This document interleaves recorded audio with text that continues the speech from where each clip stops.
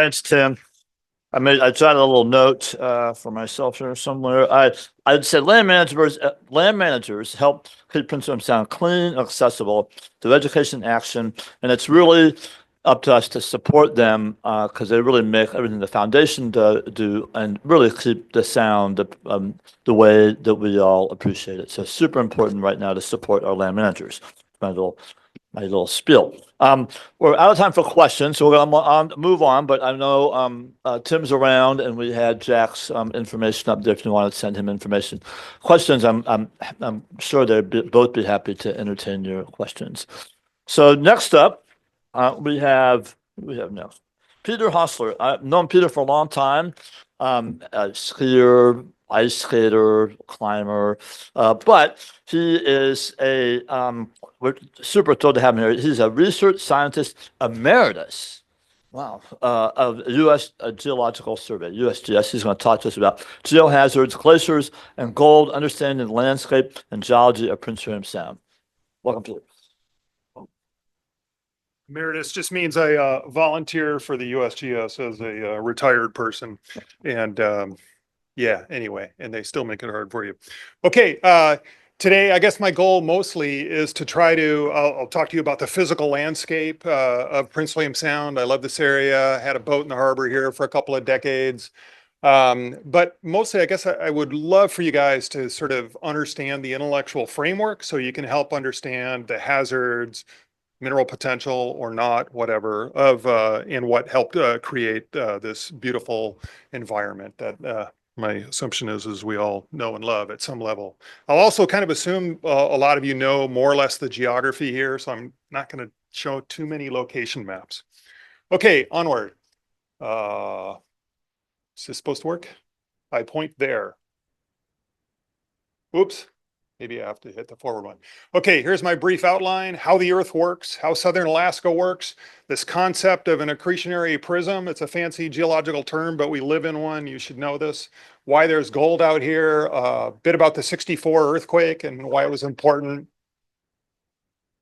Submarine landslides, mountain building, glaciation, deglaciation, climate change, a little bit about Tonfjord, and then a little bit about Barry Arm, but I'm not really the expert on that, although I help figure it out. Okay, onward. This is a map showing today's geology, showing the earthquakes and volcanoes, well, in a lot of the Pacific. And the black dots are the earthquakes and the little red triangles are volcanoes. And one of the key things that you can see is that they're not everywhere, right? You only get earthquakes and volcanoes at some places. And as geoscientists, we kind of know at a high level that the Earth is, or these earthquakes and volcanoes generally define plate margins. And also volcanoes are often, not entirely, related to what we call a subduction zone, which is where two plates come together. Okay, we'll get into that in more detail in a minute here.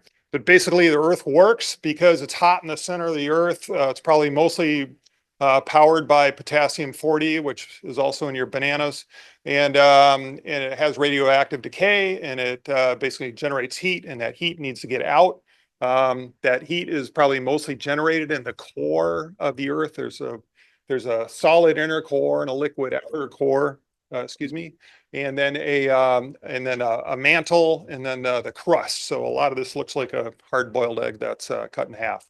But basically, this process of plate tectonics that geoscientists know is happening is really the result of the most efficient mechanism for heat transfer from the center of the Earth to the top. And maybe in slightly more detail or in some amount of fiction, we do think that there is probably some level of what we would call whole mantle convection, and that heat from that gets transferred from the core into the mantle actually moves upward and outward. And then that heat is liberated at the Earth's surface, dominantly at mid-ocean ridges, which are underneath the oceans itself. There's kind of two ways you can move heat around. My wife in particular really loves conduction. She loves holding a hot mug of some liquid on a cool day. In there, it's basically the hot liquid on the inside warms up all the molecules until you feel it on the outside. But convection is a much more efficient heat transfer process, and that's probably what's happening here on planet Earth. Again, a little bit like the previous map, this is showing where earthquakes occur around the globe. And geoscientists believe that there's about a dozen major plates on the Earth. And you can see if you're looking at southern Alaska here, that we basically live on the North American plate, kind of the southern edge of it. And the Pacific plate is actually going down underneath our feet. So for us in this neck of the woods, we care mostly about the North American plate and the Pacific plate. There's inevitably in what we know of plate tectonics, there's three kinds of plate boundaries. As I mentioned, there can be these divergent plate boundaries where they're moving apart. In the case of planet Earth, when plates move apart, they make ocean crust. Ocean crust in general is thin, young, and dense relatively, in contrast to continental crust, which is generally buoyant and light and generally old.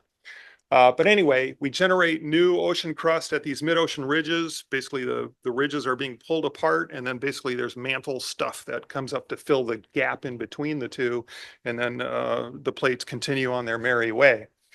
So that's where plates can move apart, a divergent plate boundary. The thing we call this is a spreading center. This term is going to come up again later. We also have what we call subduction zones. We live on a subduction zone. If I could drill a hole beneath our feet, we would probably run into plates that used to be in the ocean, going down underneath our feet on the order of 30 or 40 kilometers beneath our feet, something like that. That's where plates, one plate slips underneath the other. Oceanic plate, in this case, is going down underneath our feet. It's moving to the northwest, whatever region that may be. All right, we have divergent plate boundaries, we have convergent plate boundaries, subduction zones, and we also have transform plate boundaries. The most famous of these is, at least from a Hollywood point of view, is the San Andreas Fault, for which, some wonderful movies have been made, or even a James Bond film. Although there's another one of these in Southeast Alaska. Transform plate boundaries are where things move side to side relative to each other. Okay, our focus today is going to be on these subduction zones in general. This is a nice cross-section of a subduction zone that I just pulled off of some website somewhere, but this has all the ingredients of things that we have here in southern Alaska. On the left side there, you can kind of see the reddish smoking volcano. That's what we call the arc. And that's where you generate, usually where you generate volcanic rocks and also granite, something like that. Might be generated at the base of the volcanic arc.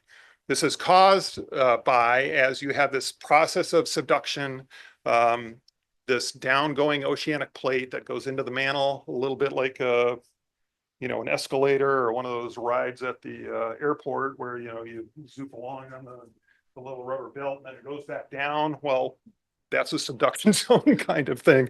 Anyway, where it goes down, it brings water along with it. When that water goes into the mantle, it actually melts part of the mantle, and then volcanoes are generated above that. So kind of fun fact for Alaska here, pretty much all of the volcanoes lie at about 100 kilometers above the subduction zone. So yeah, so there you go. So anyway, that's how you get these volcanoes like Mount Spur, Redoubt, Iliamna, choose your volcano. All right, in front of the volcanoes and between the trench, which lies, offshore out that way somewhere, is this large unit of crust that we call an accretionary prism. This is a term I want you to learn today. And you can think of an accretionary prism much like, we'll use a snowplow analogy, a pile of snow in front of the blade of a snowplow, okay? Maybe one's going by. And you can imagine that if, a snowplow is going across a parking lot with a lot of snow, that pile of snow will build up in time in front of it. You can also imagine that the shape of that pile of snow may be dependent upon if it's warm snow or wet snow, or if there's gravel on the ground, or if it's icy. All these different kinds of things can affect the shape of that wedge of snow in front. Similarly, this accretionary prism, which is these kind of yellow colored on this materials on this diagram here, this is all much like a pile of snow in front of a snow blade. In fact, I could show you scientific papers with lots of equations that are just all about the mechanics of how things like that deform. The snowplow blade itself, which is more or less that kind of vertical yellow line there between the arc and the other stuff, is a fault in this case called the Border Ranges Fault. It basically lies right in front of Anchorage, kind of in the Potter Marsh area. You know, it's the Chugach Mountain front as you head out to the valley. It's the Kenai Mountain front as you head down to Homer. This fault is huge. It goes down past Kodiak. Actually, it extends around to southeast Alaska in the case of that. So anyway, we have this accretionary prism, which is all of these rocks out the window are accretionary prism rocks. And how they formed is basically by, as this snowplow, so in a snowplow, you think of it moving, but you could have the opposite case where the snowplow blade stays still, but these oceanic plates kind of come down underneath it, and then they scrape stuff off of that and build up this massive material. This is all material that was deposited originally in the ocean, offshore and underwater, and then just got scraped off. So that's what's here. The last piece is there's something called a four-arc basin labeled right here, which is, in our case, it's Cook Inlet. And there tends to be this low place between the arc on one side and the accretionary prism on the other. Also, this geometry is global. So if you were to go down to the Puget Sound area, so, you know, there's these big volcanoes like Mount Rainier, that's the arc. You have the Olympic Mountains, that's the accretionary prism. You have this basin, which is the Puget Lowland.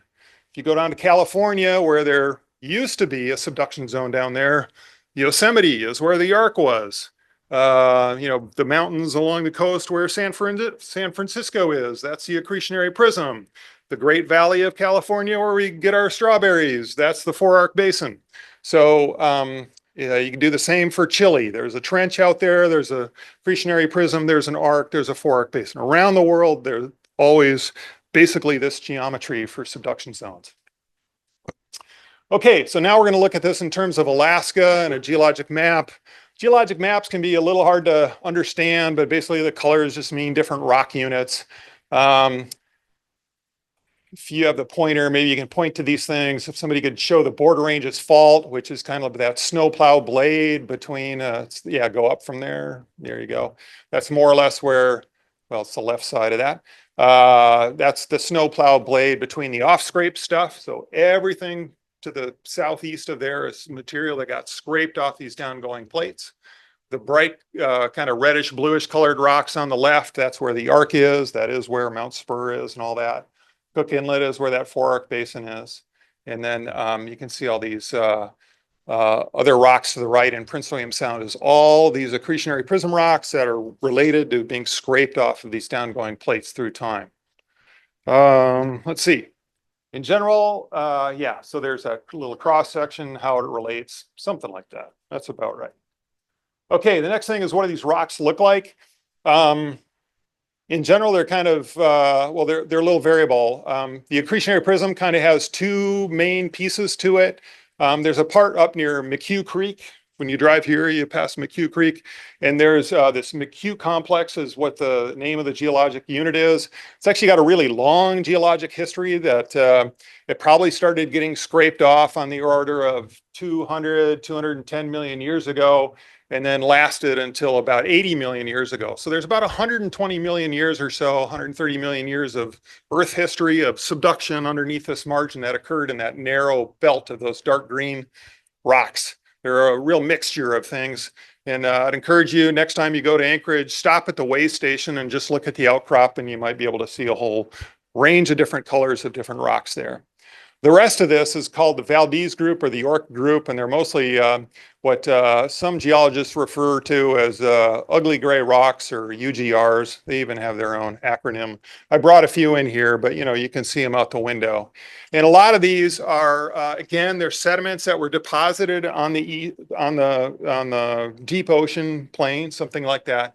They were often deposited as kind of little tiny underwater avalanche deposits. So maybe many of you have seen a nice, good snow avalanche where you have, you know, this big powder cloud of snow comes down the mountainside and it kind of poofs up in the air, and then eventually it settles down, and then that's the deposit. And there's some sorting that occurs in grain size and density in that process of these avalanching down.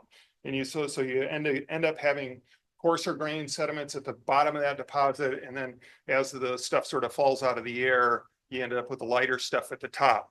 And you see exactly the same kind of features within these rocks right here. And that whole process occurs over and over again in different ways on various geologic timescales. Okay. Oh yeah. So we've talked some about rocks, but another thing just to emphasize is that arcs, where the volcanoes are, where you tend to form these granites, tend to be quite hot. But out here in the accretionary prism, they're sort of notoriously cold and places. And there's actually lots of special things that occur in accretionary prisms because they are generally cold. But in our case, some parts of this accretionary prism were not cold. They're kind of strange. And some of you may know that there's granites. There's Granite Bay, right? And out here and in various places, Esther Island, there's a bunch of granite. You go down the Kenai Peninsula, Resurrection Bay, Hive Island, Fox Island, parts of Kenai Fjords have these beautiful granites that are out there. And that gives a hint that there was an unusual thermal event that affected things here in southern Alaska. And in fact, we think that, remember earlier I was talking about these spreading centers where you make new crust and all that out in the deep ocean. We think that actually there was subduction of a spreading center underneath the margin of Alaska between about 61 million years ago and 50 million years ago. And there was this migrating thermal event that went from the west roughly Sanak Island out there, that's the rock ball, and then migrated eastward, and then kind of went from west to east all the way under southeastern Alaska as well. And that did a lot of unusual things to the rocks, and as a result, there's some really interesting things that happen. So for those of you who may care about mineral potential, the only reason that there is mineral potential in the Chugach is because of this event where there was subduction of this spreading center. And so earlier on, I'd done a bunch of work defining the ages of these, and there's this age trend from west to east, which is really what that's showing, as well as the gold deposits in the Chugach are also related to this thermal event, in that they're older from west to east, that kind of thing. And these gold deposits basically have the same age as the nearby plutons as well. So they're related, they're linked together. And then lastly, some of you may know that there are these pillow basalts in various places. That's probably the most unique rock that people may know. But pillow basalts are basalts that were erupted underwater. You can see this today in coastal Hawaii at some places where there's lavas erupted underwater. But you get these type of lavas, pillow basalts, at things like the Mid-Atlantic Ridge out in the middle of the oceans. And so there's a few places where these pillow basalts are present. One is at Resurrection Peninsula, another is Night Island, and the last is Glacier Island. But there's a little thicker sequence that indicates this may be more like a piece of oceanic crust. These pillow basalts are really kind of spectacular, I guess, to my mind, particularly at Cape Resurrection, because there's these beautiful kittiwake rookeries on them. The birds crap on them. They're very dark colored rocks. And then you see these very nice rounded pillows right at Cape Resurrection right there. But these are also intrinsically linked to this whole story of subduction of a spreading center along the margin. Again, this is one unusual piece of geology for an accretionary prism, and this is actually one of the few reasons that there's mineral potential associated with those types of rocks where they exist. So here's kind of a cross-sectional view of how this works. You have these diverging oceanic plates. They open up what we call a slab window, so you end up with this hot part of the mantle basically in contact with these ugly gray rocks that are overlying them. They're partially melting them, and then those rise upward to make granites. They have associated hydrothermal systems, which can scavenge gold, for example, and then deposit those along various quartz veins, which is then the few mineral deposits that we have here in the Chugach as well. Some places those get eroded off, concentrated as placers, and so that's why some places have a placer potential. Okay, switching gears back to our general subduction zone, and eventually here the 64 earthquake. I guess I wanted to mention that the 64 earthquake, or I could have pointed to the other side of this diagram, produced a pattern of uplift and subsidence that was only consistent with what we now call a subduction zone. A lot of this work, or the initial work that really hammered this home, was done by USGS geologist George Plafker, who worked partly right out of Whittier here and elsewhere in Prince William Sound, and showed this to be the case. Here is George Plafker on the left, and then Henry Fountain on the right, and here we are in Chenega. And Henry was a New York Times science writer, and he wrote this book called The Great Quake. Maybe a few of you have seen it, but if you haven't, I highly encourage you to read this book. It's a great story about the 1964 earthquake, this landscape, and how it really changed our understanding of how the Earth actually works at this momentous paradigm change in Earth science history. To underscore the point that Alaska is rich in earthquakes, we have a lot more earthquakes than the rest of the U.S. combined. 10 of the 10 largest earthquakes in the U.S. in the last 100 years occurred in Alaska. More than 99% of the earthquake energy in the U.S. Was released in Alaska in the last 50 years. And basically, we have an average of 1 magnitude 8 or greater earthquake every 13 years, and about a 1 magnitude 7 to 8 earthquake every other year. So, you know, earthquakes are a real deal, and they're something to be concerned about. Okay, so what happened in 64? What was learned? Well, 64 is still the second largest earthquake ever recorded. The largest is in Great Chile in 1960. It had this giant rupture area. On that particular map, the pink blob that's labeled 64 is the area under which things slipped in 1964. It's just enormous. Yeah, I guess that's the main point there. Really, really big area. Okay, this is a map of regions of uplift and subsidence. Probably many of you have seen some flavor of this or have a good sense of it. In southern Prince William Sound, there's evidence where things went up on the landscape. What you typically see is alders or small, spruce and pine trees down lower where things went up, or you see the ghost forests in northern Prince William Sound or at Girdwood where things subsided. Those are kind of the easy ways to see things. Here's just a couple examples.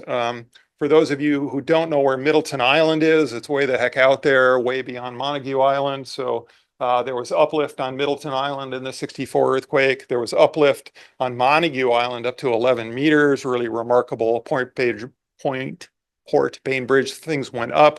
Here there were these high uplifted barnacles. It's very hard to find uplifted barnacles these days that survived since 64, largely related to the acidic soils in this area.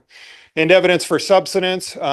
So the village of Portage that probably many of you passed on the way here used to have that little garage that's now disappearing into the mush. That's the garage on the right. And then Ghost Forest there at Girdwood, which there's also evidence for previous earthquakes at Girdwood as well. Anyway, that's what subsidence looks like. But beyond the uplift and subsidence, which is really quite remarkable, I find even more remarkable is the horizontal displacement in the 64 earthquake.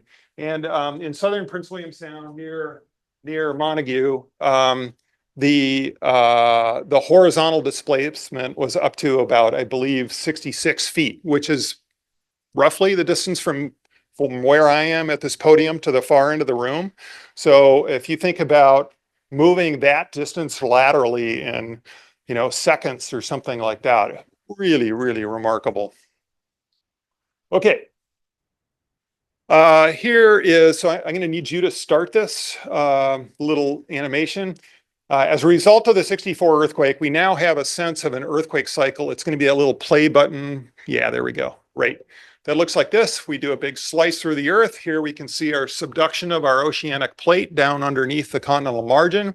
One thing you may not know is the Earth's crust is elastic, so it's got a little rubbery properties to it, so it can compress like a spring. And as long as there's high friction between the downgoing plate and the upper plate, things are stuck together. But at some point, that friction can be overcome, and you'll see this, and things will pop out. There we go. So then during these big earthquakes like 64, here's a replay, then you can actually, things will spring outward, which explains that lateral movement that we were just talking about. And in that process as well, you can disturb the water column. So you can make the water column go up, it settles back down itself, and then it'll travel sideways and can make tsunamis. So for example, whoops, you got to hit the play on this one for me, somewhere bottom left, yep. There, this is an animation of how the 1964 tsunami crossed the Pacific Ocean all the way down to Antarctica. And in the open ocean and deep water depths, these tsunami waves travel at about the speed of a jetliner, but in shallow water, they go substantially slower. So anyway, it shows that the effects of tsunamis can go a really long ways. Often some of these islands in the ocean or mid-ocean ridges can act as kind of a wave guide to make them be even bigger, which is why Crescent City in Northern California seems to be a tsunami magnet. But then moreover, you can see the directionality. This is sort of the tsunami wave amplitude in meters. You can kind of see where that pink area is. It's really pointed towards Oregon and Washington.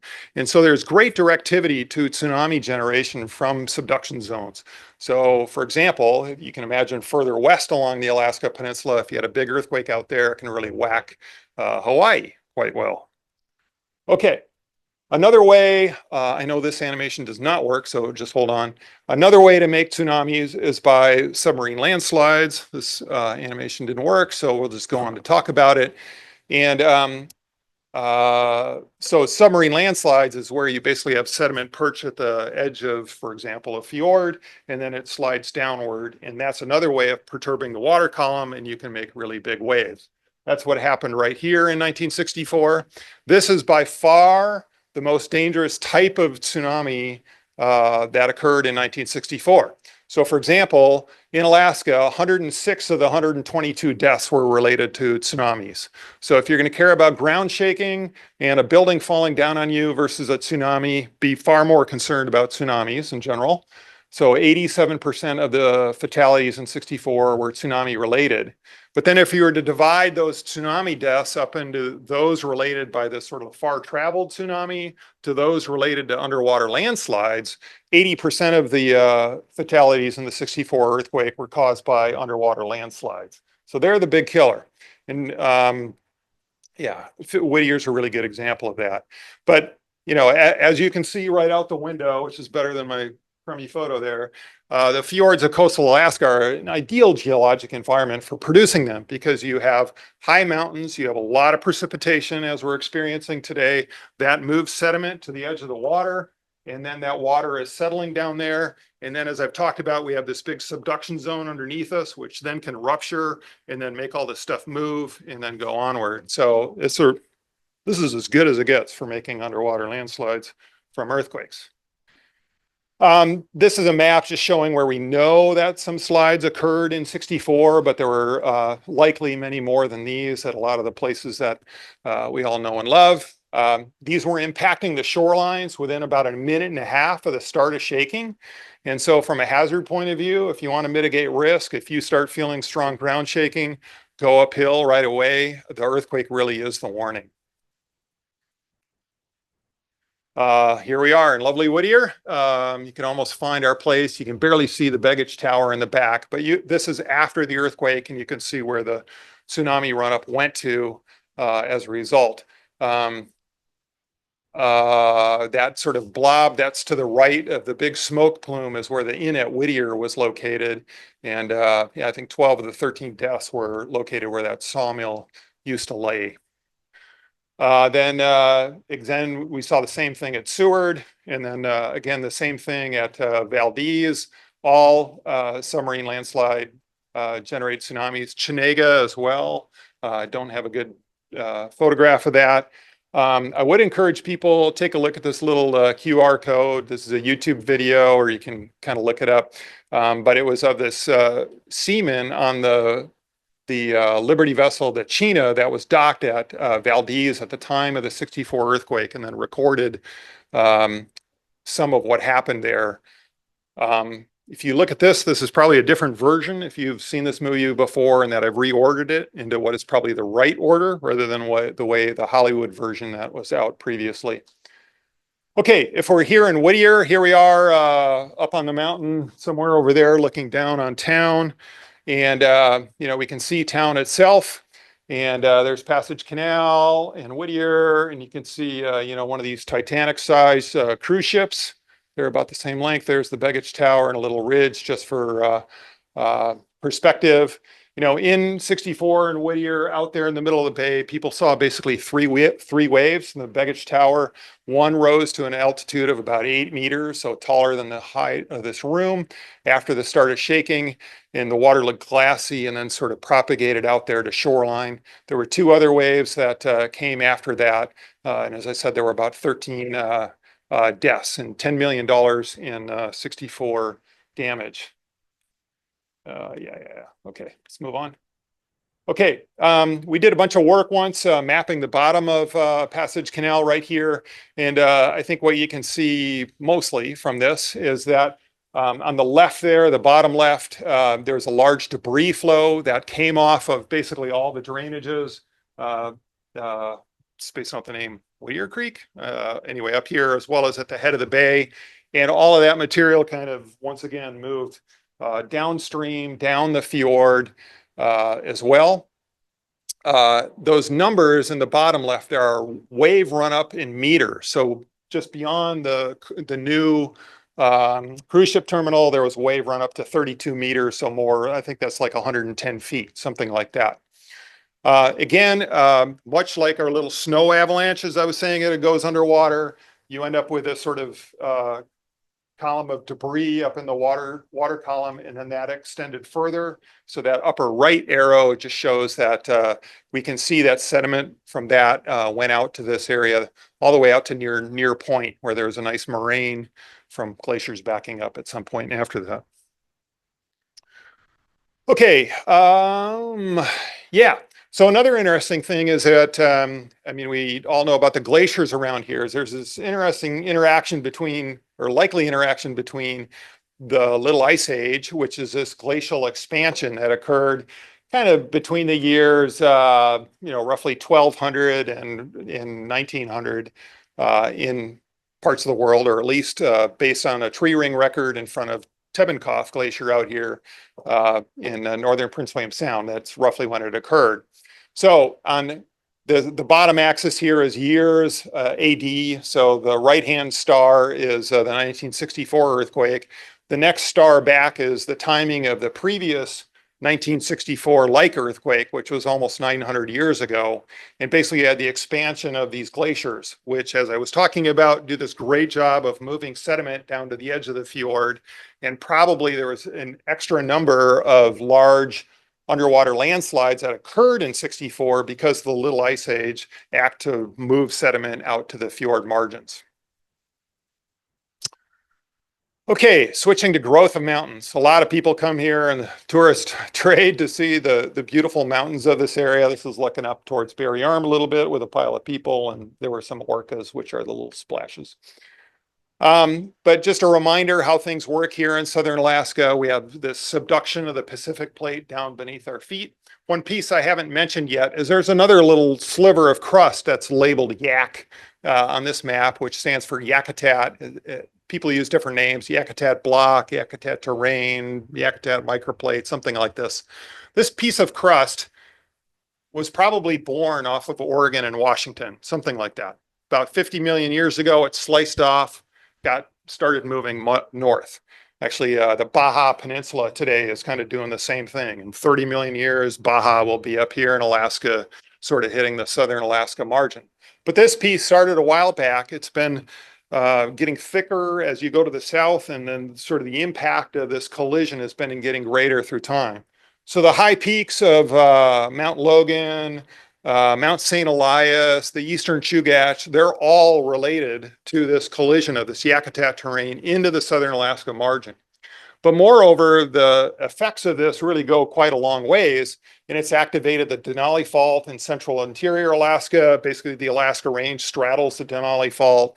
The topography of Denali itself is probably related to it, although it's also related to a bend in the fault system and things like that.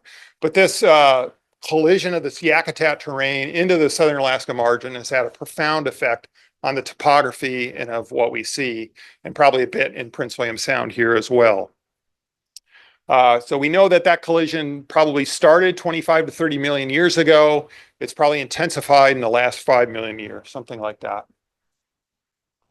In Prince William Sound, yeah, this is a map that I'm just going to talk over. I don't know that you need to digest all this.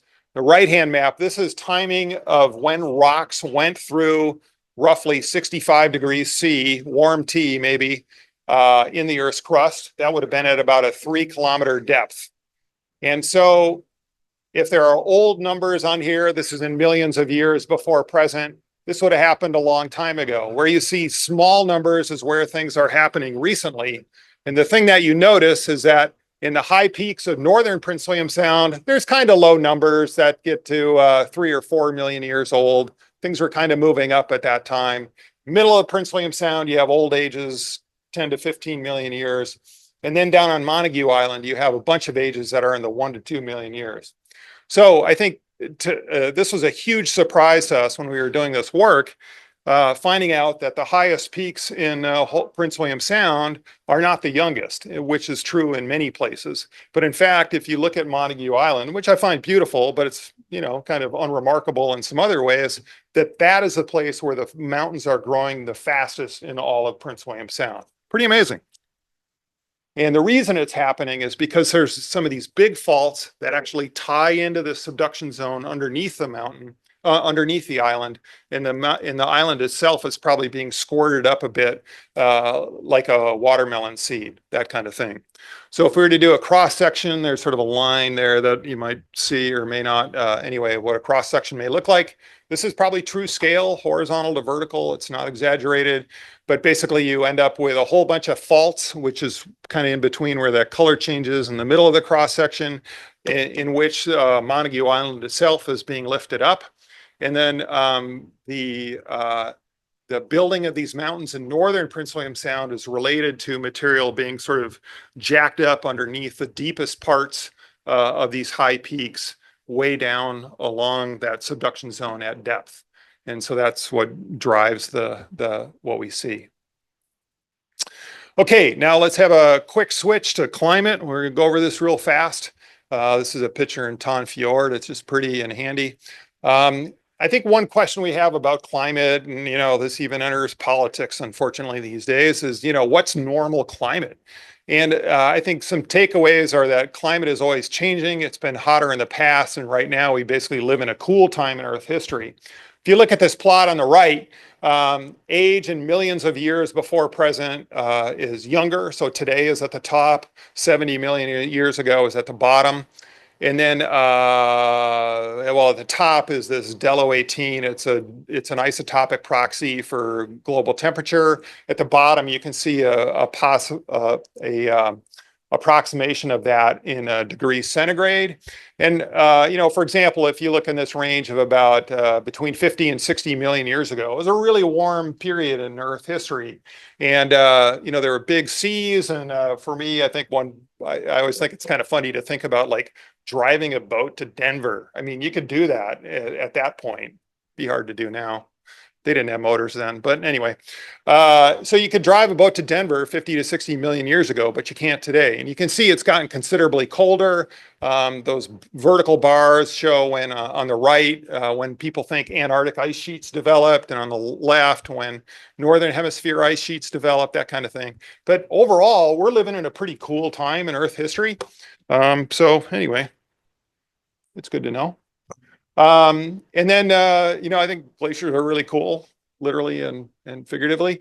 They're a great indicator of climate change. They're very sensitive to changes in temperature, and they have a real fingerprint. This is looking over near Mount Spur. That's the Capps Glacier in the middle, but they're very obvious where they're at. Here's a view of Ski Lac Lake, other side of the hill here.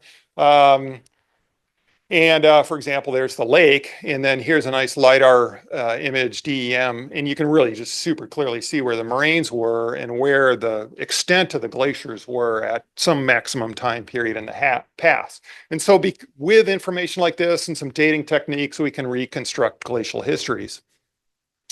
There's this concept of the last glacial maximum, which basically means the last time the glaciers were at their big extent, and that turns out to be roughly 25,000 years ago. On the big map of Alaska there, you can see the blue just line sort of shows the maximum glacial extents that people think ever happened. They don't know exactly when, but that red blob kind of area across the state is roughly where glaciers were about 25,000 years ago.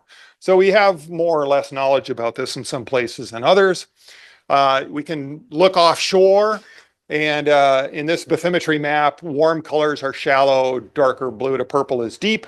And you can very clearly see these off the Kenai Peninsula there. You can see these sort of arc-shaped, which was the ends of these moraines, probably at this last glacial maximum time. You can also get a sense that there were these big troughs crossing the shelf out by Kodiak, in which there were ice streams going way out there.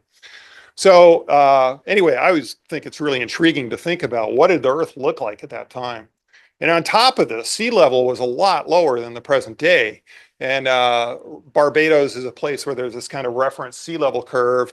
But we think that sea level is about 125 meters or roughly 410 feet lower than today. So it's also pretty crazy to think about, yeah, if you're in 410 feet of water, you're at the shoreline from back at that time. This curve also shows on the bottom there is thousands of years ago, present is to the right, 32,000 years ago is to the left. But anyway, the sea level quickly rose because of melting glaciers between 16 and 19,000 years ago, 16 and 9,000 years ago, excuse me. So what did the last glacial maximum look like in Prince William Sound? Well, I think one thing you can be confident of is places where there was rounded summits, glaciers were going over the top of them. And I really like this photo. This is from some work we did trying to date the deglaciation in Prince William Sound. But here we are at the very top of Perry Island, and you can see those sort of scratchy marks on this kind of shiny surface. And those are glacial striae, showing that in this case, glaciers came out of Port Wells and went right over the top of Perry Island. Yeah, thanks for pointing that out. And in the background, you can see Culross Island again. There's evidence that the glaciers just went right over the top of those things. So glaciers there's a big thickness of glaciers in Prince William Sound, and it probably got thicker as you went north as well. Conversely, places where you can look around and see where there's sharp ridges and summits today. You can almost see some out there. Those were probably above these really large glaciers. And, they were nunataks, much like still exist in ice fields in Antarctica today. Okay, so again, on the left here is a bathymetry map. Warmer colors is shallow. There's kind of two main pathways for getting lots of ice out of Prince William Sound. One is through Hinchinbrook Entrance between Montague and Hinchinbrook Island. The other way is around Montague Island and what's called Junkin Trough down there. Those are probably the two main ways that ice left Prince William Sound. I'm just going to ignore telling you about the details of how we did this work, but basically it looks as if glaciers left northern Prince William Sound around 14,000 years ago, something like that. But there's certainly strong smells that things were melting on the order of 17 or 18,000 years ago. For example, in some cores offshore the Yakutat region, people see evidence for what's called ice rafted debris. Many of you have been out in front of these tidewater glaciers. You can often see icebergs floating along that have rocks and pieces in them. And you can imagine as those eventually melt and then they drop these stones down to the bottom, you end up with sort of fine-grained sediments, but then with these big stones in them. And that's ice rafted debris. And also on Sanak Island, way down there, it looks as if there was some deglaciation a bit earlier there as well. Southeast Alaska, there's hints of that. Anyway, 14,000-ish years ago, this area was deglaciated, but then the glaciers sort of retreated up into the higher elevations. Okay, glacier retreat continues. So after that main part of glacier retreat in Prince William Sound, and as I mentioned earlier, there was expansion of glaciers during the Little Ice Age, certainly in a few places. I'm going to just talk super quickly about Barry Arm and Tanfjord, and then we'll be done. So in Tanfjord was interesting. In the glaciation there extended out to the coastline. So there would have been a nice glacier out in front of Icy Bay. And then in 1962, it extended up into Tanfjord. That's Tanfjord itself there. And then finally reached its final position in the 80s. Here's a picture of Tanfjord from an early climbing expedition where they were going to try to go up Mount St. Elias, totally filled with ice. And then in 1963, things were melting out a lot, lots of icebergs in there. And then the glacier backed up. It's this Tyndall Glacier backed up to its present position. But as a result of the retreat of this glacier, basically there was nothing in the valley bottom holding the walls out. You have this debuttressing effect. And so in there on October 17th of 2015, coming up on 10 years now, there was a giant landslide that occurred. And so, well, we have these young kind of weak rocks. We're kind of near Mount St. Elias with very high topography. Yeah, there's Tyndall. And here's this landslide that went into the water, had a volume of almost 80 million cubic meters. And this landslide actually mobilized 2 more volumes of that much to move down the fjord of sediment, excuse me. And it had, so most of the landslide entered the water and it caused up to 192 meters of tsunami run up off to the right of this diagram.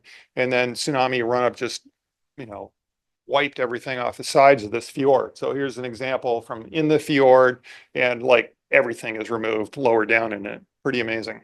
And here's an example where a large tree sort of was like a dipstick in the flow of this, and everything below those branches is where there was this you know, wall of water that was basically wiping past this tree. Yeah, you wouldn't have survived having that come at you. So after knowing about Tanfjord, this group of us that had worked on that in various ways, we found out about this Barry Arm landslide. And really, this is where the perspective of understanding the possible hazard and risk of Barry Arm comes from, is because there can be a hazard associated with deglaciation. And really, it was this woman, Chun-Li Dai at Ohio State University, that was using a satellite method for change detection that first spotted this landslide. And so she was just really over a very large area mapping regions of change. I'm going to flip back and forth between these 2 images. This one is in 2013, and this next one, which is 2016. And you can see how the glacier is changing position. But then for those of you who know where the landslide is, can you point where the landslide is? It's a little bit, yeah, right in there. Look at, you can actually see, whoops. Uh-oh, I hit the right button. Maybe I'm confusing this. There we go. And back, I'm just trying to go back and forth. Maybe you can toggle it for me. Just keep going back and forth. But you can actually see the green in that landslide move to the right. It's kind of cool if you see it. Anyway, okay, we can go there. So the Barry Glacier is retreating. The landslide is coming down as a result of this whole debuttressing thing. And then, yeah, there we go. And then lastly, we made this plot of time versus landslide motion versus the front of the glacier. And they were just very positively correlated with each other. So that's really where the perspective of this hazard actually comes from. Okay, so in an early assessment of this landslide, the volume, people may think the volume is a bit different now. I mean, it looked like the volume of the the Barry Arm landslide was just so much bigger than that of these other well-known landslides that hit the water in Tanfjord, Gruing Lake, and Lituya Bay. So that's really where the concern about this all started out of. All right, so that's the end. This is the outline of what we talked about, and whatever. I don't know if there's time for questions or in the break or anything like that. Yeah. Questions? Yeah. Yeah.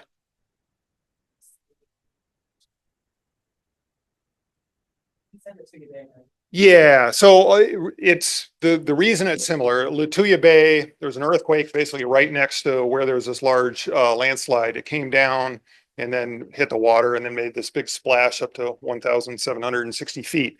And the volume of the Lituya Bay landslide is actually a lot smaller than the volume of well, I was thinking, yeah, it's smaller than the Ton Fjord landslide and much smaller than that of the Barry Arm.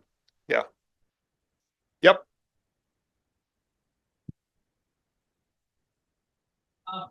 You talked about, Yeah, that'd be better. you talked a lot about the debuttressing effect. Yep. The size of the fjords. Is there any effect on like glacial melt on the faults and the tectonic plates? So like, is there any effect of for that glacial melt and like tectonics that's affecting each other? Yeah, it's a good question, actually. So the question being, does the glacial retreat really affect faults and their tectonic activity? I'd say right now, nothing's been proven, but people do suspect. So for example, in this case, let's not think of in the scale of a fjord, but if we think of entire Prince William Sound filled with ice versus not filled with ice, that is almost certainly going to do something to how well this megathrust beneath us is clamped or unclamped. And people have suggested that there may be an influence, but nobody's been able to prove it at this point. But it certainly seems conceivable. Yeah.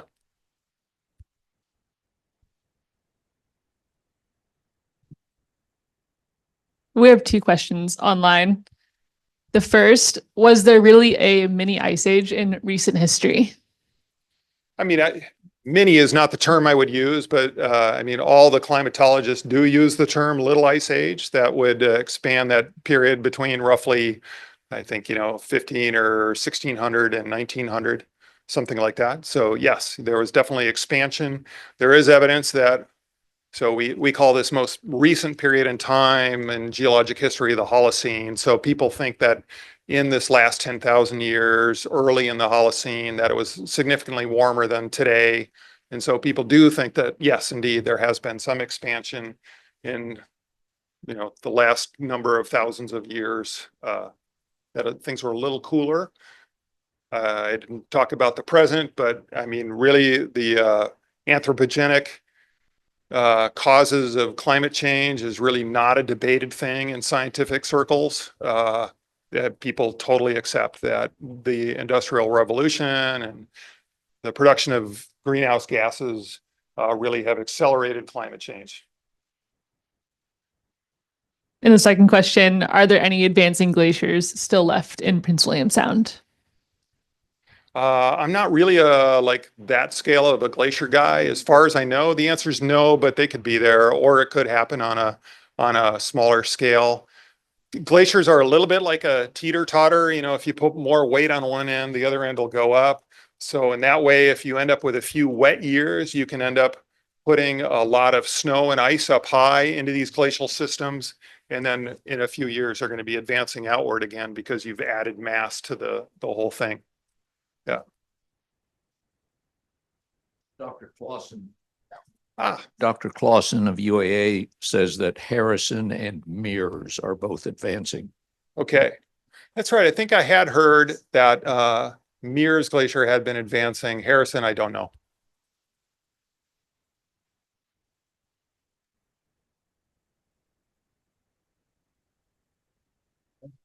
You bet.